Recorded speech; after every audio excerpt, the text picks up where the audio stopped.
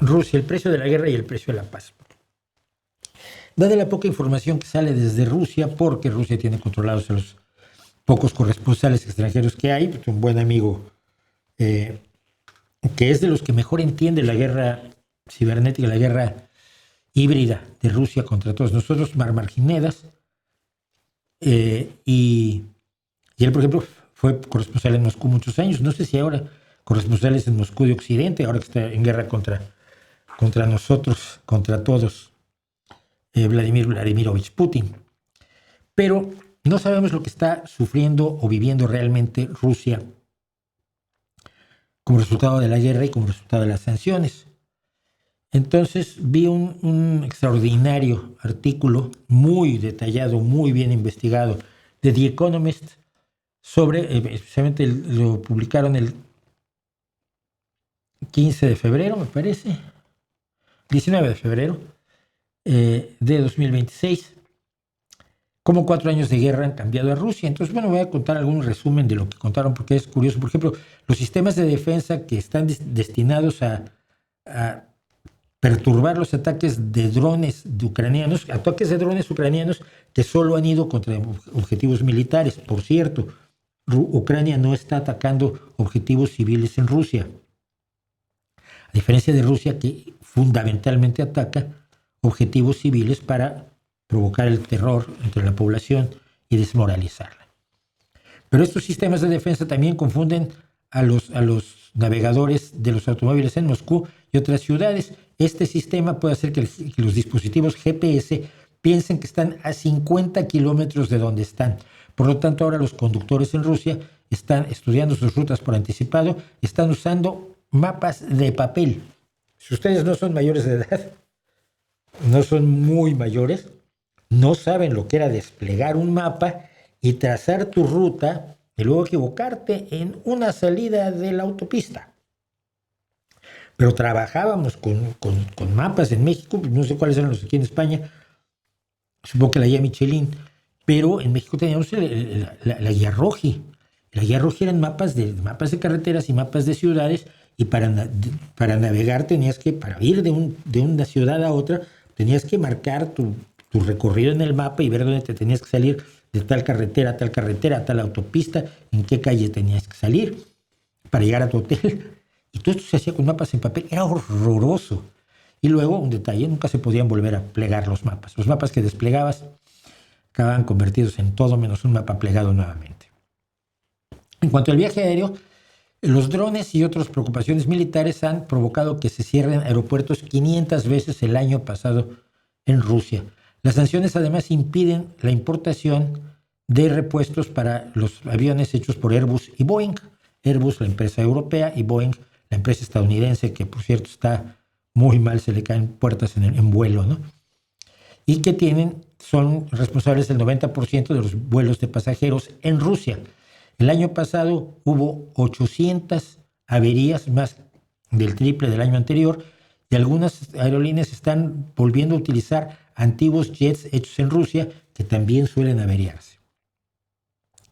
Incluso ir subir a los edificios es un problema porque muchos elevadores, ascensores o como les digan en tu pueblo, están hechos fuera de Rusia y no se pueden conseguir tampoco repuestos por las sanciones.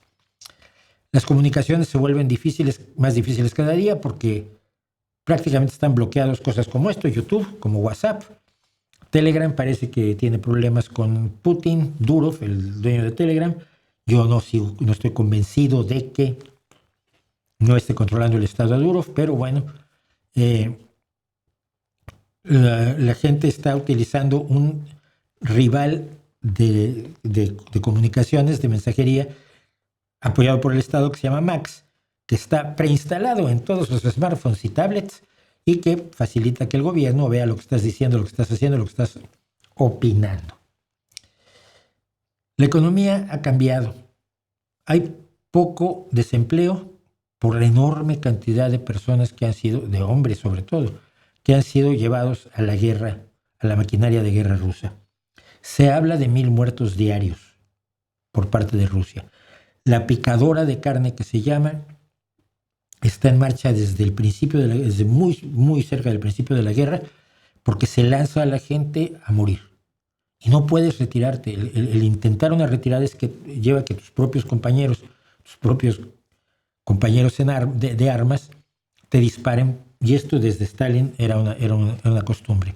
La retirada es una rendición y por lo tanto te matan. Es el motivo por el que la Unión Soviética, por ejemplo, a los soviéticos que eran prisioneros de guerra en los campos nazis, cuando fueron liberados, fueron detenidos de nuevo y llevados a Rusia, a la Unión Soviética, a ser interrogados porque se pensaba que eran traidores. Si te entregas, eres un traidor.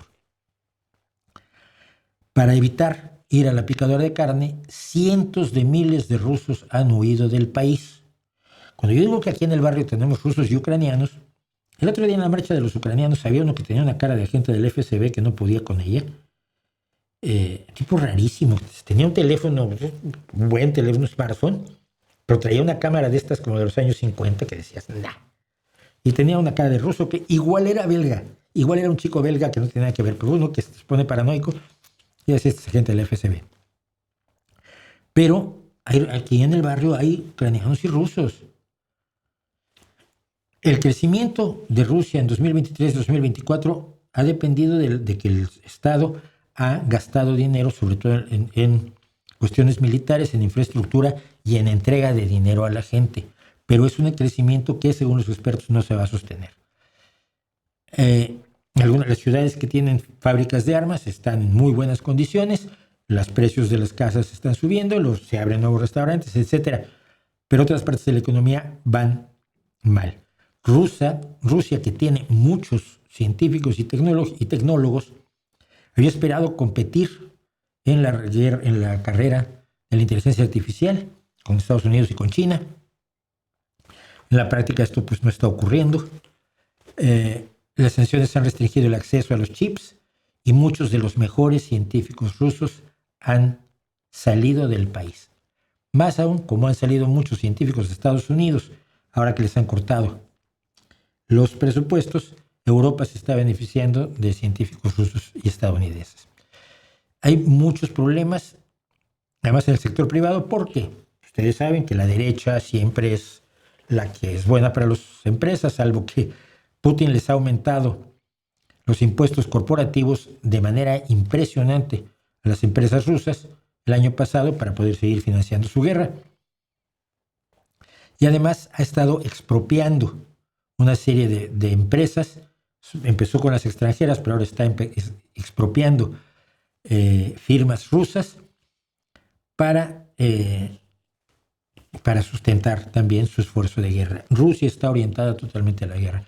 Por ejemplo, y luego Rusia, como una cleptocracia que es, como un país organizado para el robo por parte de delincuentes, las operaciones de Danone, este fabricante de yogures francés que tenemos en todo el mundo, fueron expropiadas y se le vendieron casi gratis a un sobrino de Ramzan Kadyrov, líder de una milicia y amigo muy cercano, por supuesto, de Putin. El otro problema que tienen es que algunos soldados siguen siendo enormemente violentos después de volver a casa. Alrededor de 1,000 personas han sido asesinadas o lesionadas durante los últimos 4 años por gente que volvía de la guerra. Si ustedes recuerdan que aquí en la tele rusa vimos cuando el jefe, y ahora se me olvidó también hasta el nombre del jefe de Wagner, iba a las prisiones a decirles a los presos que si se enrolaban en Wagner, se iba a borrar todo su expediente. Fueran torturadores, asesinos, violadores, multivioladores de menores de edad, daba igual. Se borraría su expediente penal si entraban a luchar en la guerra de Putin junto con Prigozhin, con el señor Prigozhin, que luego murió accidentalmente, tuvo un accidente putinesco. Como se ha seguido atrayendo a exconvictos al ejército, la mitad de estos asesinatos que han ocurrido en los últimos 4 años fueron cometidos por exconvictos que habían salido de la prisión para ir al ejército, terminaron su año o 2 años de servicio, regresaron y volvieron a delinquir. Generalmente, ahora cuando se les vuelve a juzgar, reciben sentencias mucho más amables. Por lo tanto, hay muy pocos reclutas para cubrir las bajas que está sufriendo Rusia. Según Red Rusia, que es una red de analistas, todo esto lo dijo The Economist, yo simplemente estoy trasladando, lo digo. La factura del ejército en cuanto a personal ha subido de 3 trillones de rublos, o sea, 3 billones, perdón, 3 billones, millones de millones en español, de 12 ceros, 3 billones en 2024 a más de 4 billones en 2025. Y eso es aproximadamente el 2% del Producto Interno Bruto de toda Rusia. El 40% de esos son pagos por muertes en el servicio, pese a que sabemos que Rusia está ocultando las muertes de muchos de sus efectivos para no pagarles a sus familias la indemnización por la muerte. El resultado, decíamos, no hay suficientes reclutas, y cuando termine la guerra, el reajuste de Rusia a una economía de paz va a ser enormemente difícil. La mayoría de los rusos quieren que la guerra termine. Ni siquiera están prestando mucha atención a la guerra, solo quieren que eso acabe. Pero cuando esto termine, y va a terminar, Rusia va a tener que reorganizar su economía completamente, sus relaciones sociales, su gobierno, sus mercados, y peor aún, cuando Rusia pierda la guerra en Ucrania, porque va a perder la guerra en Ucrania y va a tener que volver a las fronteras de 2014, fronteras que violó Rusia, va a tener que pagar las reparaciones a Ucrania. Alemania pasó lo indecible pagando las reparaciones de la Primera Guerra Mundial y luego tuvo que pagar las reparaciones de la Segunda Guerra Mundial. Italia tuvo que pagar reparaciones. Cuando pierdes una guerra, pagas la factura. Y Rusia va a tener que pagar. Estoy convencido, y los hechos me lo demuestran cada día, Rusia va a tener que pagar la factura por lo que ha destrozado y arruinado en un país que iba bien, pese a sus problemas de corrupción que sin duda alguna tenía, que es Ucrania.